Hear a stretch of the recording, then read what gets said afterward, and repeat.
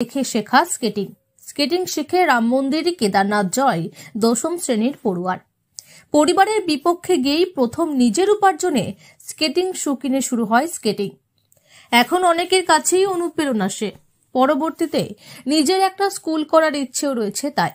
বর্ধমানের বুকে স্কেটিংকে তুলে ধরতে চায় সে। আমি গেছি রাম মন্দির গেছি ফার্স্ট, তারপর নেক্সট গেছি কেদারনাথ। আমি প্রথমে ইন্টারনেটে দেখতাম যে অনেকজন স্কেটিং করছে, এটা দেখে আমার মনে একটা উৎসাহ জাগলো যে স্কেটিং জিনিসটা বাইরে অনেক জায়গায় প্রচলিত, তো বর্ধমানে কেন হতে পারে, নিশ্চয়ই বর্ধমানেও হবে। তো ওইটা দেখে আমি আরও মোটিভেট হয়ে নিজে বাড়ি থেকে প্রথমে সাপোর্ট পাইনি কোনো রকম যে এইটা কিনে দেবে বা কিছু, নিজে কাজ করে নিজের টাকায় স্কেট কিনেছি, তারপর নিজের চেষ্টায় শিখেছি ইন্টারনেট দেখে। তারপর আমি ভাবলাম কোথাও ট্যুরে যাওয়া যাক, তারপর রাম মন্দির গেছি, তারপর কেদারনাথ গেছি নেক্সট। বর্তমানে তরুণ প্রজন্মের কাছে অত্যন্ত জনপ্রিয় হয়ে উঠেছে স্কেটিং। অনেকেরই ইচ্ছা থাকলেও উপায় হয় না, কিন্তু নিজের ইচ্ছা শক্তি দিয়ে অসম্ভবকে জয় করেছে দশম শ্রেণীর পড়ুয়া। বর্ধমান শহরের মিঠাপুকুর এলাকার বাসিন্দা অভিজিৎ ঘোষ শেহারা বাজার কুকুড়া অনিলাবালা উচ্চ বিদ্যালয়ের দশম শ্রেণীর ছাত্র। ইউটিউব দেখে স্কেটিং শেখার ইচ্ছা, এটা নিয়েই এগিয়ে যেতে চায় সে ভবিষ্যতে। ইতিমধ্যে স্কেটিং করে রাম মন্দির কেদারনাথ ভ্রমণ করেছে। পরবর্তী লক্ষ্য তার দীঘা। বর্তমানে অনেকের কাছে পরিচিত মুখ হয়ে উঠেছে অভিজিৎ। প্রথম দিকে তার এই যাত্রায় পরিবারকে পাশে না পেলেও ইচ্ছা শক্তি আর অদম্য জেদ থেকে নিজে উপার্জন করি 10,000 টাকা দিয়ে কিনেছিল স্কেটিং শু। পড়াশোনার পাশাপাশি তার উপার্জনেরও একটি পথ হয়ে উঠেছে এই স্কেটিং। ইতিমধ্যে 7 জনকে স্কেটিং শেখাচ্ছে অভিজিৎ। ভবিষ্যতে খুলতে চায় নিজের একটি স্কুল। অভিজিৎ জানায়, ক্লাস 8-এ পড়ার সময় প্রথমে ইউটিউবে ভিডিও দেখে স্কেটিং করার কথা বাড়িতে জানালে রাজি হয়নি তার পরিবার। একটি দোকানে কাজ করে টাকা জমিয়ে স্কেটিং শু কিনে ইউটিউব দেখে স্কেটিং শেখা তার। দশম শ্রেণীতে প্রথম স্কেটিং করে রাম মন্দির এবং পরে কেদারনাথ যাওয়া।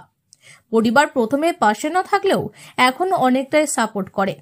বর্তমানে বিভিন্ন জায়গায় ভ্রমণের পাশাপাশি বেশ কয়েকজনকে সে স্কেটিংও শেখাচ্ছে। আমি 10th। তুমি স্কেটিং শিখেছো সেই পর্যন্ত তো ঠিক, কিন্তু পরে যে তুমি বিভিন্ন বাইরে বাইরে যাচ্ছ, এগুলো কি একাই যাও? একাই যাই। একা যাও? বাড়ি থেকে কোনো প্রবলেম হয়নি প্রথমে? বাড়ি থেকে তো অনেক প্রবলেম দিচ্ছিল, যেতে দেবে না, এরকম নানা রকম সমস্যা দিচ্ছিল, কিন্তু তারপরেও আমি অনেক করে গেছি বাড়িতে মানিয়ে। প্রথম যখন গেছিলে তখন মানে যে যাওয়ার খরচা বা হ্যাঁ, সেটা কিভাবে জোগাড় করেছিলে? প্রথম যাওয়ার খরচা প্রথম বাড়ি থেকে দিয়েছিল কিছু, আর তারপর ডাক্তার আছে, স্পন্সরশিপে গেছিলাম। প্রথম শেখা ইন্টারনেট থেকে? হ্যাঁ, প্রথম শেখা ইন্টারনেট থেকে। এই বাইরে স্পোর্টস নিয়ে অনেক ধরনেরই গেমস হয় বা স্কেটিং নিয়ে, তো বর্তমানে তো হয় না, তোমার ইচ্ছা কি? আমি চাই বর্ধমানের বুকে স্কেটিং জিনিসটাকে রিপ্রেজেন্ট করতে, যেন বাইরে যেমনি চিনেছে স্কেটিং বলে কোনো জিনিস হয়, বর্ধমানেও সবাই চিনুক স্কেটিং বলে কোনো জিনিস হয়। আর নানা রকম স্পোর্ট হয়, আমি এইটাকে ভালোবেসেছি, এইটা নিয়ে আমি এগোতে চাই, ফিউচারে এইটা নিয়েই আগে যেতে চাই। ওর জন্য আমি স্কেটকে নিয়ে এগোচ্ছি এখন, আর লাইফেও এগোবো। এরকম আমি এখন আপাতত শেখাচ্ছি আপনার, তারপর আরও শেখাবো, আশা করি পরবর্তীকালে নিজে স্কুলও করতে পারবো বর্ধমানের বুকে।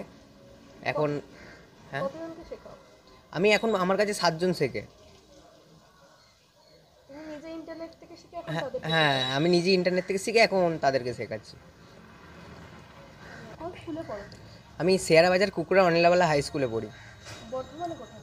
বর্ধমানে এই মিঠাপুকুরে থাকা হয়।